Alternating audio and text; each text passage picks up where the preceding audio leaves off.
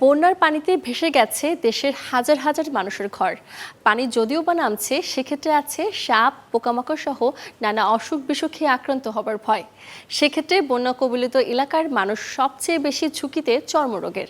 জানাবো যে ধরনের স্কিন ডিজিজ হতে পারে বন্যা কবলিত এলাকার মানুষের এবং তার প্রতিকারের উপায়। বন্যা পরবর্তী টাইমে অনেক সময় স্ক্যাবিসের প্রাদুর্ভাব আমরা দেখে থাকি। এর পাশাপাশি আমরা কন্ট্রাক্ট ডার্মাটাইটিস হচ্ছে যে আমাদের চামড়ার কোনো কিছুর প্রতি যদি সংবেদনশীলতা থাকে বা কোনো কিছুর প্রতি যদি তার অ্যালার্জিক প্রবণতা থাকে, এটা থেকে আমাদের চামড়াতে একটা এক্সিমার মতো ডেভেলপ করে। তো এইটা হচ্ছে সব থেকে বেশি পাওয়া যায় বন্যা পরবর্তী টাইমে। এরপরে হচ্ছে যেটা আছে, স্কিনে বিভিন্ন ধরনের ফাঙ্গাসের সংক্রমণ হতে পারে, যেটাকে আমরা দাউদ বলে থাকি, অনেকে ছত্রাকের সংক্রমণ বলি।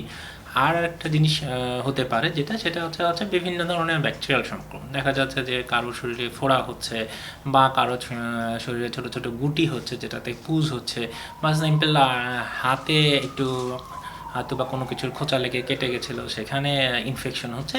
এই ধরনের ক্যাটাগরির ডিজিজগুলোই আমরা বেশি পেয়ে থাকি। এক্ষেত্রে স্ক্যাবিসের আমরা ওষুধ তো অবশ্যই দিই, আমাদের হচ্ছে পারমিথ্রিন গ্রুপের লোশনগুলো আমরা লাগাতে বলি। এর বাইরে যেটা করতে পারে সেটা আছে হচ্ছে যে ডিসইনফেক্টেড থাকা মানে হচ্ছে আমি ডেইলি একটা অ্যান্টিব্যাকটেরিয়াল সোপ দিয়ে গোসল করতে পারি, বা অ্যান্টিব্যাকটেরিয়াল সোপ না হলে নর্মাল সোপ দিয়ে ডেইলি গোসল করা।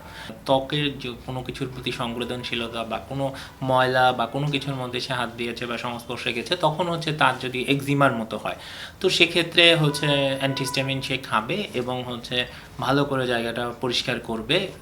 একজন ডার্মাটোলজিস্ট বা একজন চিকিৎসকের শরণাপন্ন হলে তারা হচ্ছে স্টেরয়েড গ্রুপের মলম লাগাতে বলবে, মোটামুটি ঠিক হয়ে যাবে।